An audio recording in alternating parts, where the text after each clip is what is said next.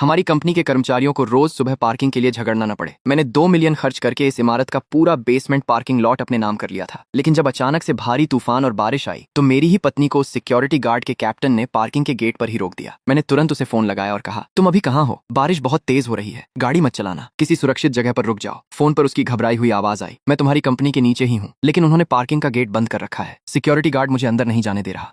पानी गाड़ी के अंदर घुसने लगा है और मेरे टखनों तक पहुंच गया है। ये सुनकर मेरे होश उड़ गए। मैंने कहा, क्या वो गार्ड गेट नहीं खोल रहा? तुम उसे अपनी गाड़ी का नंबर बताओ और कहो कि ये हमारी प्राइवेट पार्किंग है। उसने रोते हुए कहा। मैंने उसे सब बताया, लेकिन वो कहता है कि सिस्टम में इस गाड़ी का नंबर दर्ज नहीं है, इसलिए कोई भी आ जाए वो गेट नहीं खोलेगा। मुझे अपने कानों पर विश्वास नहीं हो रहा था। जिस पार्किंग को मैंने 2 मिलियन देकर खरीदा था, आज वही मेरी पत्नी की जान के सामने एक दीवार बनकर खड़ी थी। उसकी हालत और खराब हो रही थी। उसने कहा, पानी अब मेरे पैरों के ऊपर तक आ गया है, मैं बाहर भी नहीं निकल सकती और पीछे बहुत सी गाड़ियां फंसी हैं, तो मैं गाड़ी पीछे भी नहीं ले सकती। मुझे बहुत डर लग रहा है। मैंने खुद को शांत किया और उसे समझाया, मेरी बात ध्यान से सुनो, अपना जरूरी सामान लो और तुरंत गाड़ी से बाहर निकलो। पानी से होते हुए बिल्डिंग के अंदर वाले हॉल की तरफ जाओ। मैं अभी लिफ्ट से नीचे आ रहा हूँ, मैं तुम्हें वहीं मिलूंगा। यह कहकर मैं तुरंत अपने ऑफिस से बाहर दौड़ा। लिफ्ट में जाते हुए मैं यही सोच रहा था कि गाड़ी में फंसे रहना मौत को बुलावा देना है, उसका बाहर निकलना ही सही था। लेकिन मुझे क्या पता था कि उसका गाड़ी से बाहर निकलना एक भयानक बुरे सपने की शुरुआत होने वाली थी। मैंने बिना समय बर्बाद किए सिक्योरिटी गार्ड के कमरे में फोन लगाया। कॉल उठते ही मैंने कहा, मैं सबसे ऊपरी मंजिल की होंगदा टेक्नोलॉजी कंपनी से लू युआन बोल रहा हूँ। मेरी पत्नी को बारिश से बचने के लिए अंदर हॉल में आना है, तुरंत लोगों से कहकर उसे अंदर आने दो। दूसरी तरफ से उस गार्ड की ढीठ आवाज आई, ओह तो आप बॉस लू हैं? देखिए ये तो बहुत मुश्किल है, नियम तो नियम होते हैं, सिस्टम में गाड़ी का नंबर नहीं है तो वो बाहरी व्यक्ति है। अब चाहे कोई बड़ा अफसर ही क्यों ना आ जाए, उसे बाहर बारिश में ही भीगना पड़ेगा। मेरा गुस्सा 7वें आसमान पर पहुंच गया। मैंने चिल्लाते हुए कहा, तुम्हारे बॉस ने मुझे खुद इस प्राइवेट पार्किंग के अधिकार दिए हैं। मैंने 2 मिलियन देकर पूरी जगह खरीदी है, मेरी पत्नी को वहां से आने का पूरा अधिकार है। लेकिन उस गार्ड पर कोई असर नहीं हुआ। वो बोला, बॉस अपनी जगह है और मैं अपनी जगह, मैं यहाँ ड्यूटी पर हूँ और सिर्फ सिस्टम के नियमों को मानता हूँ। उसने आगे कहा, अगर उसके कीचड़ वाले कपड़ों से हॉल का कीमती कालीन खराब हो गया तो मेरी महीने भर की पगार भी उसका नुकसान नहीं भर पाएगी। लिफ्ट से निकलते ही मैं भागकर बिल्डिंग के मुख्य दरवाजे पर पहुंचा। बाहर का नजारा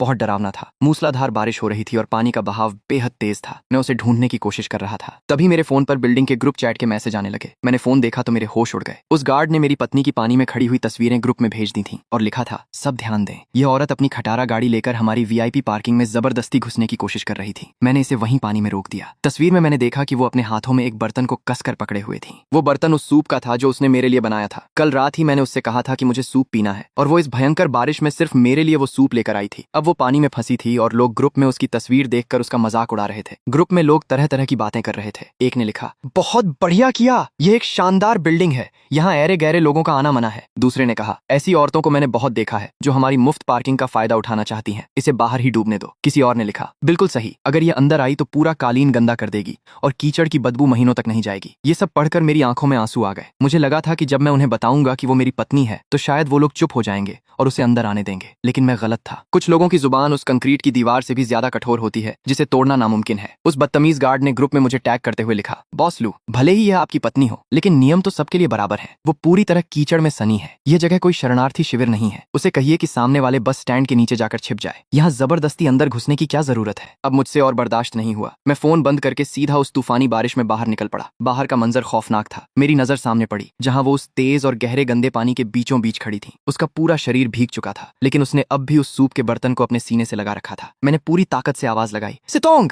मुझे देखते ही उसके चेहरे पर थोड़ी राहत आई और उसने मुझे पुकारा। मैं भागकर पानी में गया और उसके पास पहुंचा। मैंने तुरंत अपनी जैकेट उतारकर उसे पहना दी। मैंने उसे गले लगाते हुए कहा, अब सब ठीक है, मैं आ गया हूँ। वो कांपते हुए बोली, ये पानी बहुत ठंडा है, मैं तो ठीक से खड़ी भी नहीं रह पा रही थी, लेकिन देखो मैंने सूप को गिरने नहीं दिया, ये अभी भी गर्म है। मेरी आंखें भर आईं। वो पिछले आधे घंटे से इस बर्फीले पानी में खड़ी थी, अपनी जान की परवाह किए बिना, और मुझसे मिलते ही उसकी पहली चिंता मुझे वो सूप देने की थी। उस पल मुझे ऐसा लगा जैसे किसी ने मेरे दिल को मुट्ठी में लेकर जोर से भींच दिया हो। मैंने गुस्से से पलटकर उस गार्ड के केबिन की तरफ देखा। वो मजे से अंदर बैठकर अपनी कुर्सी पर आराम फरमाते हुए फोन चला रहा था और हम पर हंस रहा था। सितोंग ने मेरा हाथ पकड़ते हुए कहा, छोड़ो ना, अब हम चलते हैं। लेकिन मैं उसे उस हाल में छोड़ने वाला नहीं था। मैं उसे साथ लेकर सीधा उस गार्ड के केबिन की तरफ बढ़ा। केबिन के पास पहुंचकर मैंने शीशे पर जोर से हाथ मारा और चिल्लाया, दरवाजा खोलो। उसने आराम से शीशा खिसकाया और ढीठपन से बोला, अरे बॉस लू, आप खुद नीचे आ गए? इतनी तेज बारिश में आपको बहुत तकलीफ हुई होगी। मैंने गुस्से से कहा, मैंने तुम्हें दरवाजा खोलने के लिए कहा था, उसे अंदर जाने दो। वो फिर उसी बेशर्मी से बोला, बॉस लू, मैंने आपसे पहले ही कहा था, बिना मैनेजर की लिखित अनुमति के चाहे कोई भी आ जाए मैं दरवाजा नहीं खोलूंगा। अनुमति? ये कमीना अंदर आराम से एसी की हवा खा रहा था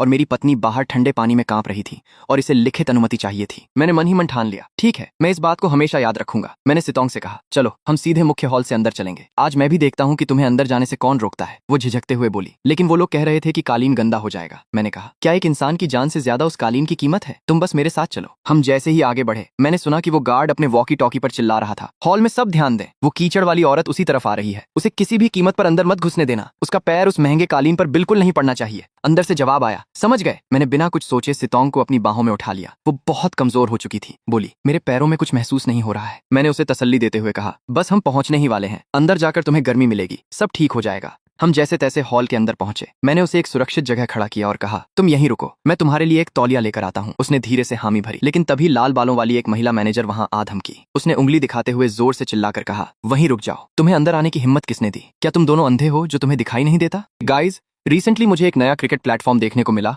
और ऑनेस्टली इसका इंटरफेस और एक्सपीरियंस काफी अच्छा लगा। रजिस्ट्रेशन का प्रोसेस भी बहुत सिंपल है और अकाउंट कुछ ही क्लिक्स में क्रिएट हो जाता है। इस प्लेटफॉर्म पर क्रिकेट से जुड़े अलग अलग फीचर्स और अपडेट्स देखने को मिलते हैं। अगर आप रेगुलर क्रिकेट फैन हैं और टी20, ओडीआई या दूसरे टूर्नामेंट्स को क्लोजली फॉलो करते हैं तो एक बार प्लेटफॉर्म को एक्सप्लोर करके देख सकते हैं। नए यूजर्स के लिए 70,000 रुपीज तक का वेलकम बोनस का ऑफर अवेलेबल हो सकता है।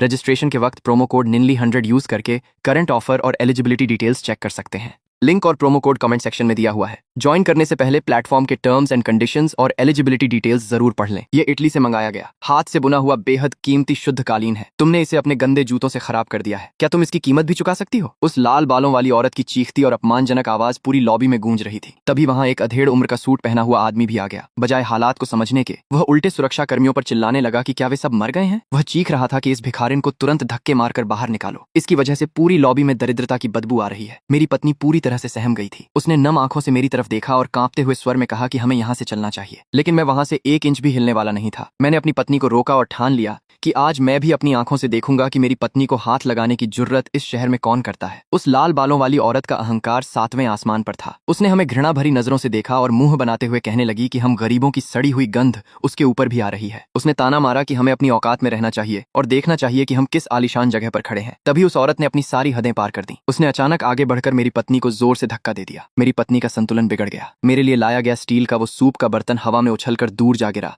और मेरी पत्नी जमीन पर गिर पड़ी। उसकी नाजुक कलाई फर्श से रगड़ खाकर छिल गई थी और वहां से खून की बूंदें रिसने लगी थीं। वह दर्द से कराह उठी, लेकिन उस औरत को जरा भी पछतावा नहीं था। वह अब भी अपनी बेशर्मी पर अड़ी थी और निर्दयता से मुस्कुराते हुए कह रही थी कि जो लोग बात नहीं मानते उन्हें ऐसे ही जलील होना पड़ता है। वह अधेड़ आदमी भी अपनी हैसियत के गुरूर में हमें खाना पहुंचाने वाले मजदूर समझकर हमारी बेइज्जती करने लगा। मैं तुरंत भागकर अपनी पत्नी के पास घुटनों के बल बैठ गया। वह रोते हुए दर्द से कह रही थी कि उसने जानबूझकर उनका कालीन गंदा नहीं किया था, बल्कि उस औरत ने उसे धक्का दिया है। लेकिन वह लाल बालों वाली औरत चिल्ला चिल्लाकर झूठा नाटक करने लगी कि मेरी पत्नी का पैर खुद ही फिसला था और अब वह अपनी गलती छिपाने के लिए उस पर झूठा इल्जाम लगा रही है। मेरा खून खौलने लगा था। मैंने अपनी आंखों में भरे ठंडे क्रोध के साथ उस औरत को घूरा और पूछा, धक्का किसने दिया? लेकिन वो अपनी अकड़ में अंधी हो चुकी थी। उसने फिर से गार्ड्स को बुलाया ताकि हम पागलों को बाहर फेंकवा सके। उस अधेड़ आदमी ने भी मेरे करीब आकर मुझे धमकाते हुए कहा कि क्या मैं बाहर से आई एक जंगली औरत के लिए इस पूरी इमारत के लोगों से दुश्मनी मोल लेना चाहता हूँ? जंगली औरत। उसने मेरी पत्नी को जंगली औरत कहा। ठीक उसी पल मेरे अंदर कुछ टूट गया। वो मेरा धैर्य नहीं था, वो मेरे संस्कार नहीं थे, बल्कि एक सभ्य और शांत इंसान होने का जो मुखौटा मैंने अब तक इस दुनिया के लिए पहन रखा था वो हमेशा के लिए टूट चुका था। तभी पुलिस वहां पहुंच गई। उन्होंने आते ही पूछा कि यहाँ हंगामा कौन कर रहा है। उस औरत ने बिना 1 सेकंड की देरी किए तुरंत हमारी तरफ उंगली उठाई और कहा कि हमने जबरदस्ती इस इमारत में घुसकर उनका कीमती कालीन गंदा कर दिया है और अब हमें इसका भारी हर्जाना भरना ही होगा। पुलिस अधिकारी ने मेरी पत्नी की तरफ देखकर पूछा कि क्या ये वही महिला है? उस औरत ने फिर से झूठ बोला कि मेरी पत्नी बिना किसी पास के अंदर घुस आई थी। अब चुप रहने की बारी मेरी नहीं थी। मैंने आगे बढ़कर शांत लेकिन एक बेहद खौफनाक और दृढ़ स्वर में पुलिस को बताया, मेरा नाम लू युआन है और मैं इसी इमारत की सबसे ऊपरी मंजिल पर स्थित होंगदा टेक्नोलॉजी का मालिक हूँ। ये सुनकर उनके चेहरों का रंग उड़ गया। मैंने आगे कहा, ये मेरी पत्नी है।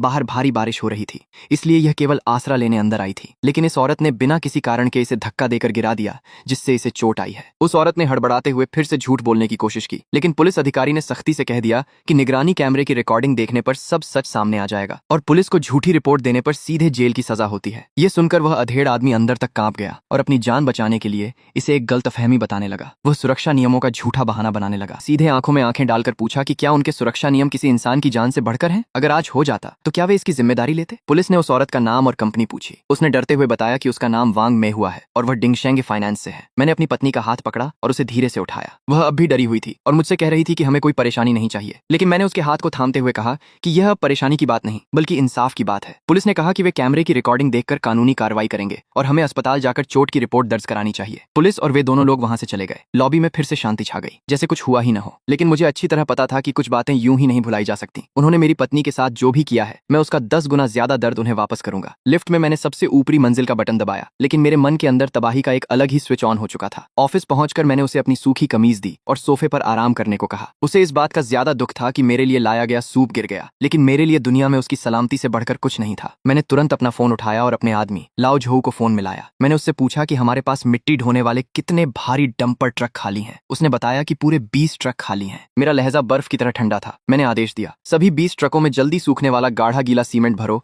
और तुरंत होंगियो इमारत के पास ले आओ। उसे लगा कि मैं कोई नई इमारत बनाने जा रहा हूं, लेकिन मैंने कहा कि मुझे बेसमेंट की भूमिगत पार्किंग के चारों रास्तों को पूरी तरह से सील करना है। जो भी नुकसान या परेशानी होगी उसकी पूरी जिम्मेदारी मेरी होगी। मैं खुद वहां मौजूद रहूंगा। पत्नी ने मुझे जाते देखा तो उसने घबराकर कहा कि मैं कोई मूर्खता भरा काम न करूं, लेकिन मैंने उससे कहा कि मैं कोई मूर्खता नहीं कर रहा, बल्कि वही कर रहा हूं जो किया जाना चाहिए। आज मैं उन्हें दिखाऊंगा कि असली नियम, असली ताकत और असली हैसियत क्या होती है। कुछ ही देर बाद नीचे लॉबी में अचानक किसी भयानक भूकंप जैसा कंपन महसूस होने लगा। शीशे के बाहर का नजारा देखकर उन घमंडी लोगों के पैरों तले जमीन खिसक गई। एक या दो नहीं, पूरे 20 विशालकाय भारी डंपर ट्रक हॉर्न बजाते हुए उस इमारत को चारों तरफ से घेर चुके थे। लाओ झोऊ ने भागते हुए आकर मुझे रिपोर्ट दी कि सभी 20 ट्रक जल्दी सूखने वाले सीमेंट से लबालब भरे हुए हैं और मेरे आदेश का इंतजार कर रहे हैं। मैंने पार्किंग के रास्तों की ओर उंगली उठाई और बिना पलक झपकाए अपना अंतिम आदेश दिया, सबको पूरी तरह से सील कर दो। ट्रक पीछे होने लगे। वह लाल बालों वाली औरत और वह आदमी दहशत में शीशे के पास आ गए। उन्हें समझ आ गया कि मैं सच में पागल हो चुका हूं। वह आदमी पागलों की तरह चीखने लगा कि उसकी करोड़ों की मेबैक कार अभी भी नीचे बेसमेंट में खड़ी है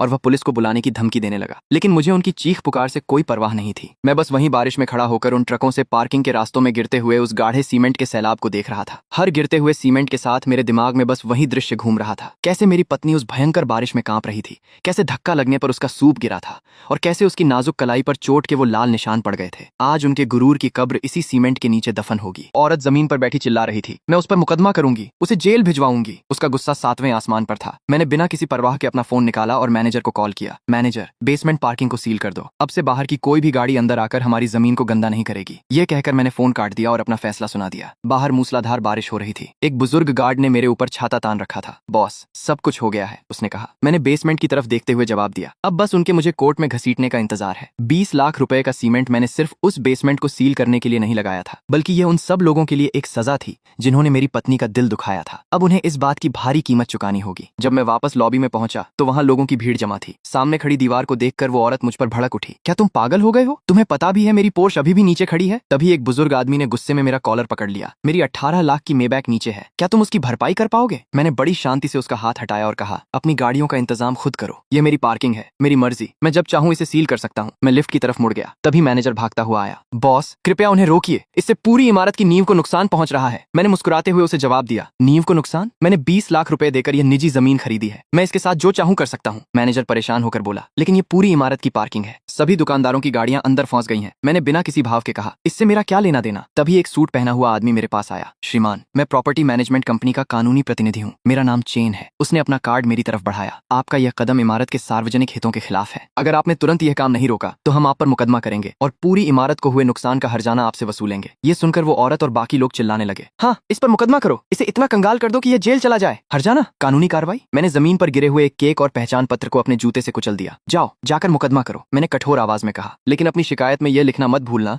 कि आज तुम लोगों ने मेरी पत्नी को धक्का दिया था। एक एक बात साफ साफ लिखना। फिर देखते हैं कि जज तुम लोगों को जानबूझकर चोट पहुंचाने की सजा देता है या मुझे अपनी निजी संपत्ति का इस्तेमाल करने की। लिफ्ट में कदम रखते ही बाहर खड़े पुलिस वाले मुझे घूरने लगे, लेकिन मुझे किसी का डर नहीं था। लिफ्ट के दरवाजे बंद हो गए और मैं ख्यालों में खो गया। वो लोग सोच रहे हैं कि मैं डर जाऊंगा, लेकिन वो भूल गए हैं कि बारिश के पानी में कांपती हुई वो मेरी पत्नी थी। जिसे जमीन पर धक्का दिया गया वो मेरी पत्नी थी। जिसे उस दिन भिखारन कहकर अपमानित किया गया वो मेरी पत्नी थी। यह अपमान मैं कभी बर्दाश्त नहीं करूंगा। इस पाई पाई का हिसाब मैं लेकर रहूंगा। ये मेरा खुद से वादा है। मैं पूरी तरह भीगा हुआ अपने ऑफिस पहुंचा। मुझे इस हालत में देखकर मेरी पत्नी घबरा गई। तुम इतने भीग कैसे गए? जल्दी से कपड़े बदल लो। उसने मेरी ठंडी पड़ चुकी हथेलियों को अपने हाथों में लेते हुए कहा, कोई बात नहीं, मैंने सब संभाल लिया है। मैंने उसे तसल्ली दी। उसकी आंखों में चिंता थी। मैंने खिड़की से सब देखा। क्या तुमने सच में वो बेसमेंट सील कर दिया? क्या ये 20 लाख रुपए का नुकसान उठाना सही था? मैंने उसके चेहरे को देखते हुए कहा, तुम पूछती हो कि यह सही था या नहीं? वो 20 लाख रुपए उस बारिश की भरपाई नहीं कर सकते जिसमें तुम भीगी थी। वो तुम्हारे हाथ की कलाई पर लगे इस घाव को नहीं मिटा सकते। लेकिन कम से कम अब उन लोगों को हमेशा याद रहेगा कि तुम कोई भिखारन नहीं बल्कि लू युआन की पत्नी हो। अगली सुबह जब मेरी आंख खुली तो वो मेरे पास शांति से सो रही थी। मैंने उसे जगाना सही नहीं समझा और चुपचाप बालकनी में आकर मैनेजर वांग को कॉल किया। मैनेजर वांग,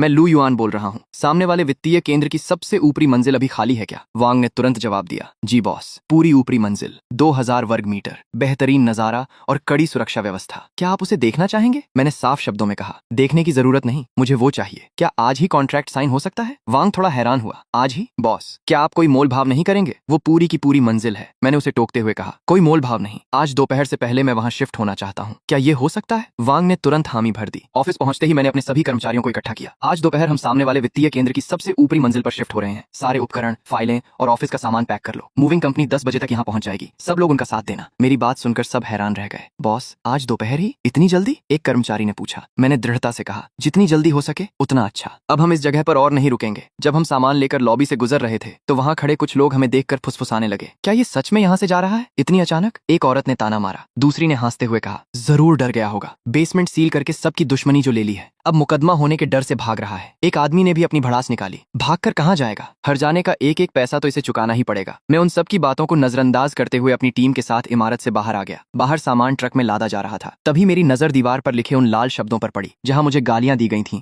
और पैसे लौटाने की मांग की गई थी। वो सोच रहे थे कि मैं हार मानकर भाग रहा हूँ। मैंने एक हल्की सी मुस्कान के साथ सोचा, सोचने दो, इन्हें जो सोचना है। तभी कैप्टन झांग मेरे पास आए। उनकी आंखों में आंसू थे। लू युआन, बेसमेंट सील हो गया है। मेरा गार्ड रूम भी अब नहीं रहा। मुझे नहीं पता अब मुझे कहाँ नौकरी मिलेगी। उनकी बात सुनकर मुझे थोड़ा दुख हुआ, लेकिन मेरा फैसला अटल था। अपना ख्याल रखना कैप्टन। बस इतना कहकर मैं अपनी कार में बैठ गया और वहां से निकल गया। मेरे नए और शानदार ऑफिस में मेरी पत्नी एक बर्तन लेकर आई। नए ऑफिस का पहला खाना। उसने मुस्कुराते हुए कहा, मैंने तुम्हारे लिए ताजा सूप बनाया है। उसकी यह परवाह देखकर मेरी आंखें भर आईं। शुक्रिया, मैंने भारी आवाज में कहा। उसने मुझे गले से लगा लिया और प्यार से बोली, शुक्रिया तो मुझे कहना चाहिए। मेरी इतनी रक्षा करने के लिए तुम्हारा बहुत बहुत धन्यवाद। मैंने उसे करीब लेते हुए कहा, तुम मेरी पत्नी हो, हम दोनों एक ही हैं। इस नए ऑफिस के साथ हमारी एक नई शुरुआत हो रही थी। मुझे लगा था कि यहाँ से चले जाने के बाद सब खत्म हो जाएगा, लेकिन मुझे पता था कि कुछ लोग तब तक चैन से नहीं बैठेंगे जब तक वो खुद को पूरी तरह बर्बाद न कर लें। मैं अपने काम में व्यस्त था। तभी मेरी पत्नी कॉफी लेकर आई। थोड़ी देर आराम कर लो, पिछले कुछ दिनों से तुम बहुत काम कर रहे हो, उसने फिक्र जताते हुए कहा। मैंने मुस्कुराकर जवाब दिया, कोई बात नहीं, ये नया ऑफिस उस पुरानी जगह से बहुत बेहतर और आरामदायक है। तभी मेरे फोन पर मैसेज आने लगे। मैंने देखा तो वो उन व्यापारियों का ग्रुप चैट था। वहाँ हाहाकार मचा हुआ था। लोग लिख रहे थे कि पुरानी इमारत पूरी तरह से बर्बाद हो गई है। पार्किंग सील होने की वजह से गाड़ियां सड़क पर खड़ी हैं और रोज चालान कट रहे हैं। 1/3 किराएदार पहले ही जगह छोड़कर जा चुके हैं और अब वो इमारत किसी भूतिया हवेली जैसी लग रही है। प्रॉपर्टी मैनेजमेंट वाले भाग गए हैं। गार्ड्स भी नौकरी छोड़ चुके हैं। और तो और उस घमंडी अध्यक्ष की कंपनी भी दिवालिया होने की कगार पर है। बेसमेंट के बंद होने से उसकी महंगी गाड़ियां और लाखों का काम सब मलबे में दब गया है। क्या देख रहे हो? मेरी पत्नी ने पूछा। मैंने फोन बंद करते हुए कहा, कुछ नहीं, बस सामने वाले आपस में लड़ रहे हैं। उसने थोड़ी चिंता से पूछा, क्या वो लोग ठीक हैं? क्या तुम अब भी उनके बारे में सोच रहे हो? मैंने आराम से कॉफी का घूंट लिया और बोला, मुझे अब उनकी कोई परवाह नहीं है। उस दिन जो हुआ उसे लेकर अब मेरे मन में कोई गुस्सा नहीं। मेरी पत्नी ने मुझसे पूछा, लोग ऐसे क्यों होते हैं? मैंने उसका हाथ थामते हुए कहा, क्योंकि कुछ लोगों को कभी अपनी गलती दिखाई ही नहीं देती। वे हमेशा दूसरों को, अपनी किस्मत को या समाज को दोष देते हैं, लेकिन वे यह भूल जाते हैं कि जैसा बीज बोओगे वैसा ही फल मिलेगा। मेरी बात सुनकर उसने मुस्कुराते हुए पूछा, तुम सही कह रहे हो, रात के खाने में क्या खाओगे? मैं तुम्हारे लिए बना दूंगी। उसकी यह मासूमियत देखकर मेरे मन में बस एक ही ख्याल आया, मैं उसकी इस भलाई के कारण उन लोगों को माफ नहीं कर सकता और ऐसा दिखावा तो बिल्कुल नहीं कर सकता कि कुछ हुआ ही नहीं। रात का समय था। मैं अपने ऑफिस में शहर की रोशनियों को देख रहा था। तभी मेरे फोन की घंटी बजी। वह पुराने मैनेजर झाओ का कॉल था। फोन उठाते ही वह गिड़गिड़ाने लगा, बॉस लू,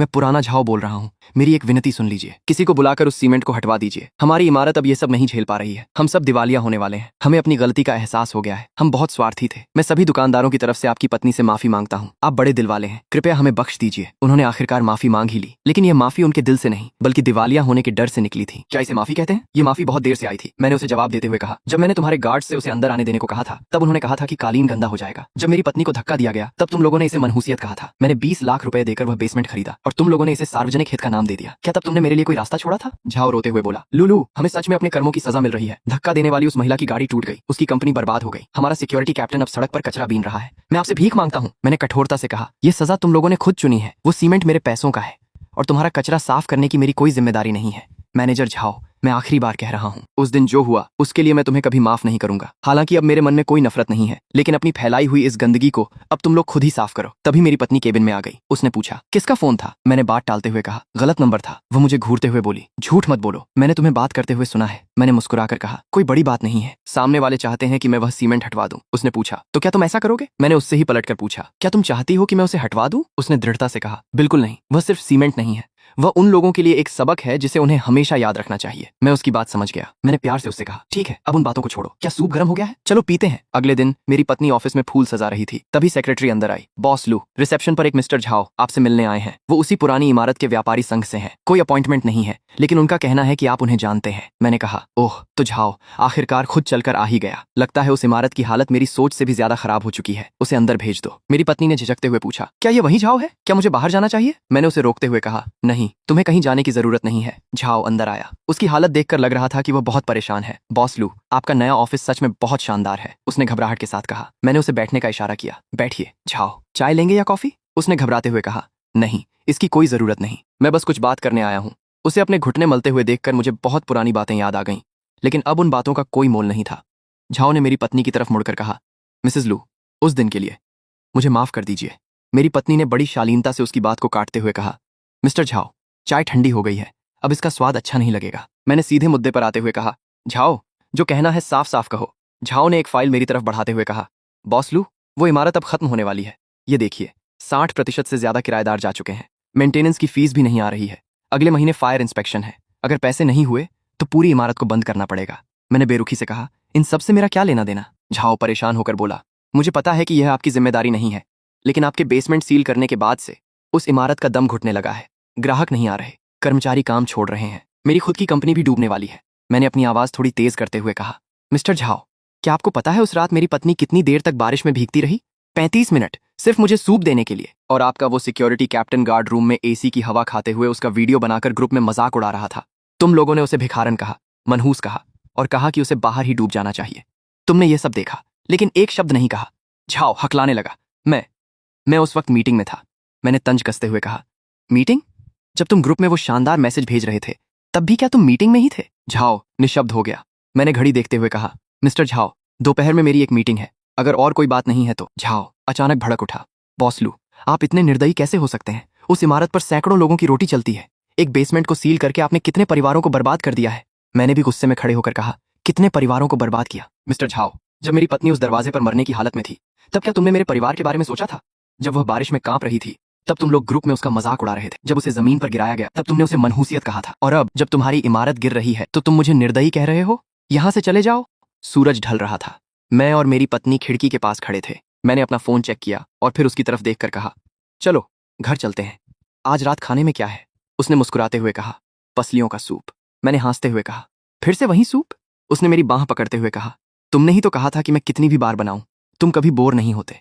मैंने उसे करीब लाते हुए कहा, हाँ, मैं कभी बोर नहीं होता। अगली सुबह एक अखबार की खबर ने तहलका मचा दिया। यह तस्वीर बाहर कैसे लीक हो गई? मेरी पत्नी ने अखबार देखते हुए पूछा। मैंने आराम से कहा, उस दिन वहां बहुत लोग थे। तस्वीर खींचना कोई हैरानी की बात नहीं है।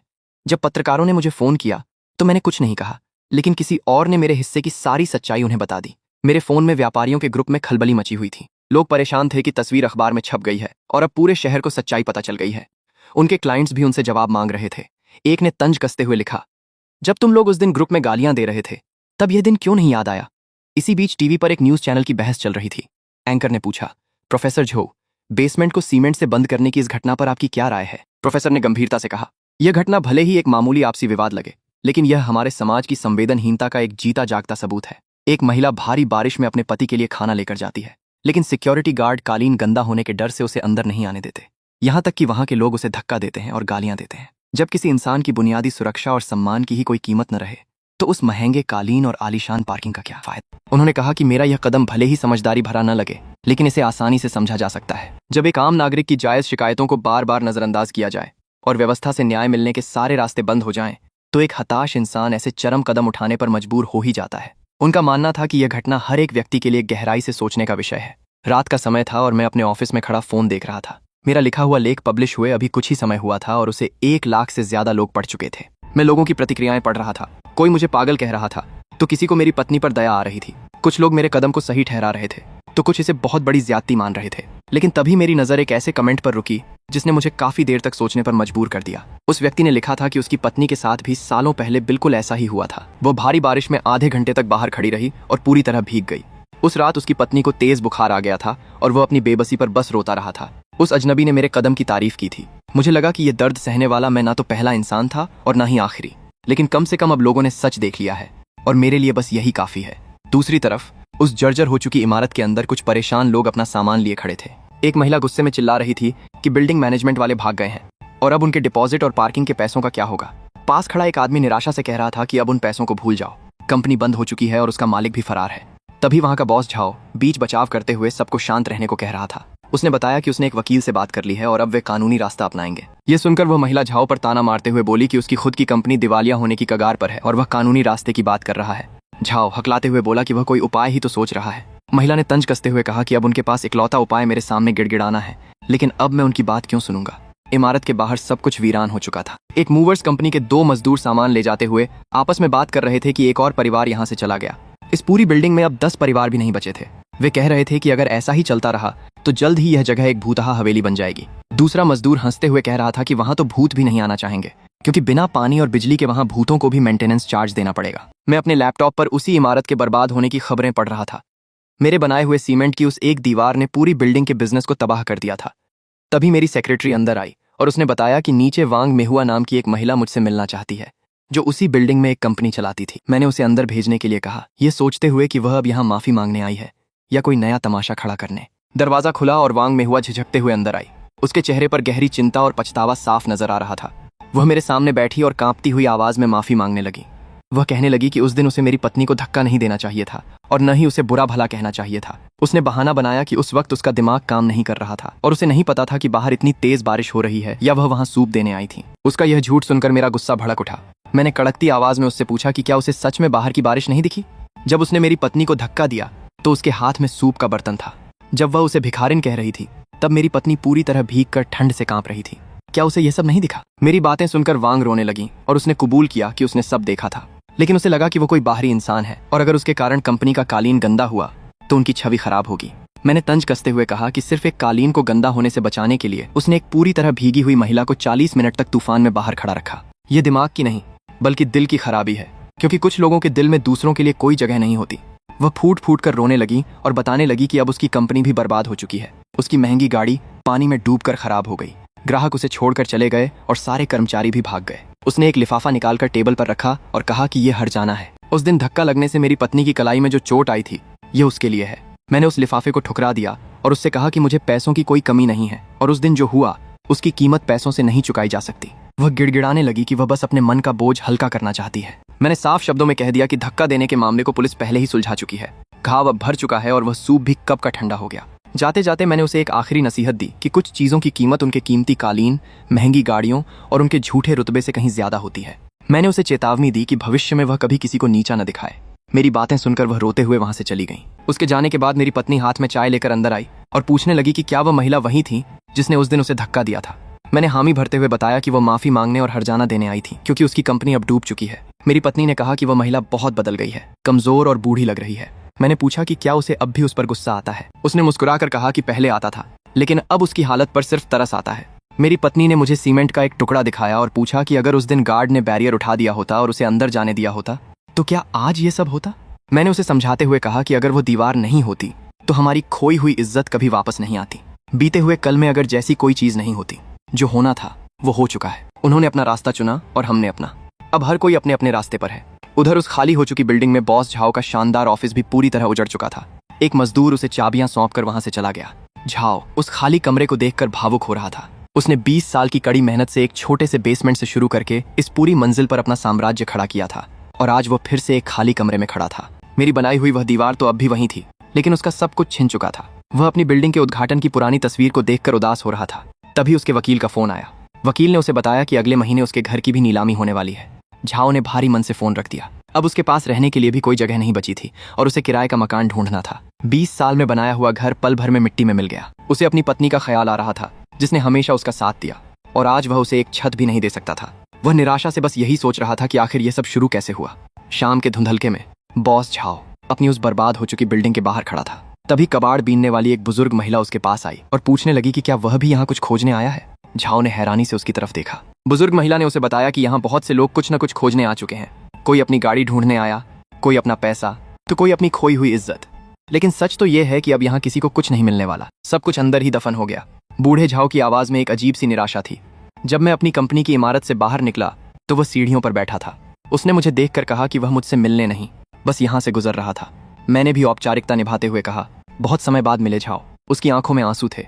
उसने बताया कि उसकी कंपनी, उसका घर, सब कुछ खत्म हो गया है। मुझे पता था। उसने उस दिन लोगों के समूह में अपनी पत्नी द्वारा कही गई बातों के लिए माफी मांगी। वह बहुत शर्मिंदा था।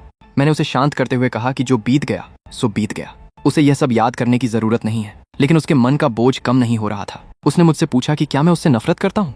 मैंने साफ कह दिया, नहीं, मैं खुद से नफरत करता हूँ। दूसरों से नफरत करना बहुत थका देने वाला काम है। मैंने अपनी जेब से एक कार्ड निकाला और उसे देते हुए कहा कि मेरे एक दोस्त की कंपनी में लोगों की जरूरत है। तुम्हारा अनुभव वहां काम आएगा। वेतन बहुत ज्यादा नहीं है, लेकिन गुजारा हो जाएगा। वह हैरान था कि वह मेरा यह एहसान कैसे चुकाएगा। मैंने उससे कहा कि उसे कुछ चुकाने की जरूरत नहीं है। यह मैंने उसके लिए नहीं किया है। मैं बस यह नहीं चाहता कि मेरी पत्नी को लगे कि इस दुनिया में केवल नफरत बची है। अपनी गाड़ी में बैठते हुए मैंने शीशे से उसे देखा। मैंने उसे एक रास्ता दे दिया था, लेकिन उस पर चलना उसे खुद ही था। कुछ कर्ज इंसान को खुद ही चुकाने पड़ते हैं। उसी शाम जब झाओ अपने एक छोटे से टूटे फूटे कमरे में पहुंचा तो उसकी पत्नी ने उसे खाना परोसा। वह अपनी हार पर माफी मांगने लगा, लेकिन उसकी पत्नी ने उसका हाथ थामकर कहा कि उसका जिंदा रहना ही सबसे बड़ी बात है। तब झाओ ने उसे मेरे द्वारा दी गई नौकरी के बारे में बताया। उसने अपनी पत्नी से कहा कि मेरी बात सही थी।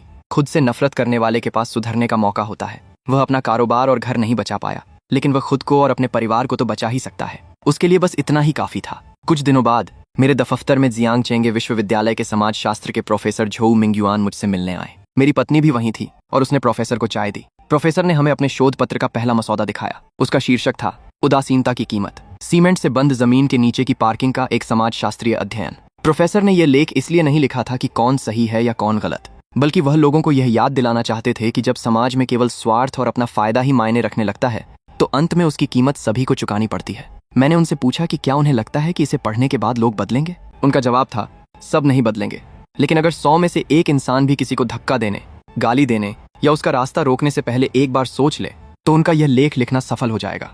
मेरी पत्नी ने प्रोफेसर की बातों को ध्यान से सुना। उसने प्रोफेसर से कहा कि वह उस दिन की घटना को दोबारा याद नहीं करना चाहती। प्रोफेसर ने तुरंत कहा कि वह उन हिस्सों को हटा देंगे जिससे उसे परेशानी हो रही है, लेकिन मेरी पत्नी ने मना कर दिया।